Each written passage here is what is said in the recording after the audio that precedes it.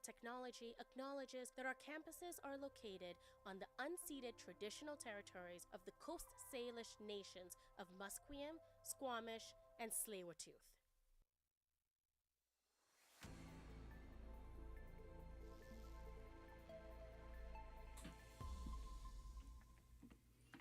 Good morning, I'm Caroline Doyle, and these are your 10:30 news headlines.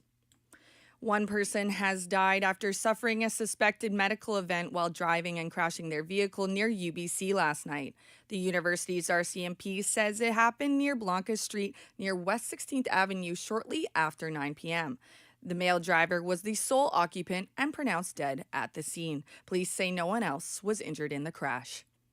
A Vancouver woman in her 60s has been hospitalized after being attacked by a stranger in the hallway of an apartment building in the Oak Ridge neighborhood.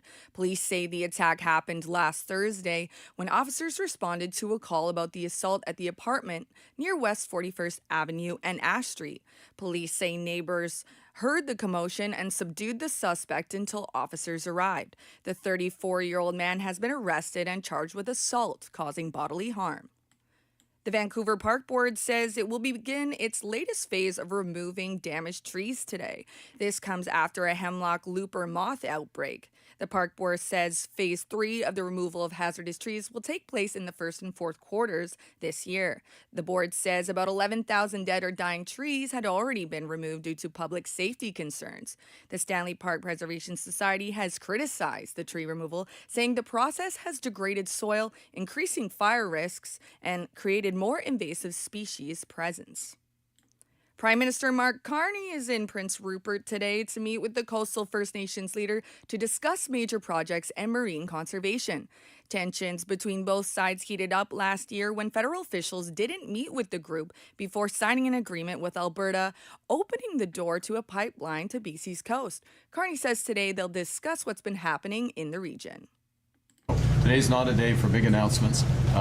It is a day, as I say, for dialogue, for listening and working. There will be a time for coming back with progress, particularly with respect to conservation. Coastal First Nations represent 9 First Nations and works to protect the BC coastline and the Great Bear Rainforest. The RCMP in Manitoba says a school bus rolled while traveling on Highway 10 just north of Swan River. Police say 4 children suffered significant but non-life-threatening injuries and have been taken to hospital. Last report says other children are being treated on scene. Naira Ahmed from the Canadian Press has more.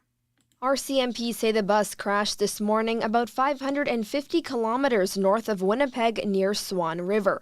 Mounties say 4 on the bus sustained significant but non-life-threatening injuries and have been transported to hospital. Others are being treated at the scene and will also be sent to hospital. RCMP plan to provide an update when they have more information. Naira Ahmed, the Canadian Press. New report from Ontario's municipalities shows homelessness is getting worse across the province. The report, led by the Association of Municipalities of Ontario, shows 85,000 people now live without a home in the province. Association Executive Director Lindsay Jones says significantly more money is needed to solve the issue. Something's clearly broken. I think we're seeing, again, the impact of pretty significant underinvestments over years in the social systems that provide support, like income security, like mental health and addictions, and affordable housing. Unless something changes, the report says there will be 177,000 people homeless by 2035. Barbie has been transforming their image over the last few years with their accessibility fashionistas line. Our reporter Riley Cunningham has more on the latest doll to hit the shelves. Mattel has announced that a new Barbie will be joining the family, this time with advocacy at the forefront. Barbie has teamed up with ASAN, a nonprofit disability rights organization run by and for autistic people, to release an autistic Barbie. The new Barbie will join the fashionista line and comes equipped with accessories and features that represent the experiences of some members of the autistic community. These include soundproof headphones, articulated elbows and wrists to mimic stimming, and loose-fit clothing to acknowledge sensory sensitivities.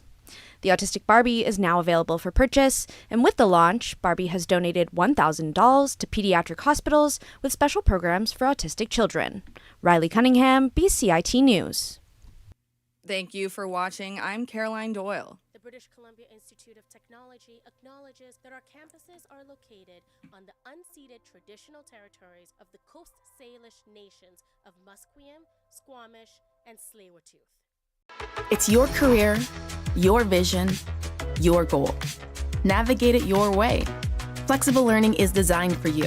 Learn a new skill or earn a degree at your own pace.